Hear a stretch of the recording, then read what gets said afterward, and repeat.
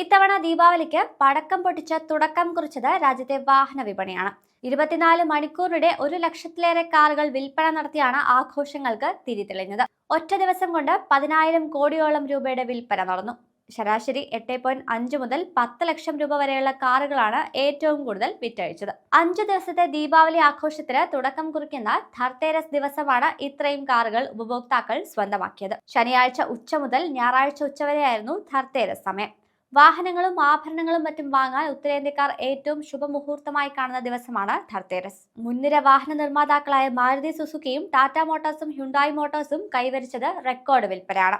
ആദ്യമായി 50,000-ലേറെ കാറുകൾ വിറ്റ് മാരുതിയും ചരിത്രം കുറിച്ചു. കഴിഞ്ഞ ധർത്തേരസ് ദിവസം 42,000 വാഹനങ്ങളാണ് കമ്പനി വിൽപ്പന നടത്തിയത്. ഇതാദ്യമായാണ് ഒറ്റ ദിവസം കൊണ്ട് ഇത്രയേറെ വാഹനങ്ങൾ വിൽക്കുന്നതെന്ന് automobiles dealers association federation vice president Sai Giridhar പറയുന്നു.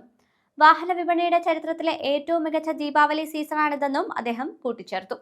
ഇതിനു മുൻപ് ഒറ്റ ദിവസം കൊണ്ട് 80,000 വാഹനങ്ങൾ മാത്രമാണ് വിൽപ്പന നടത്താൻ കഴിഞ്ഞിട്ടുള്ളത്.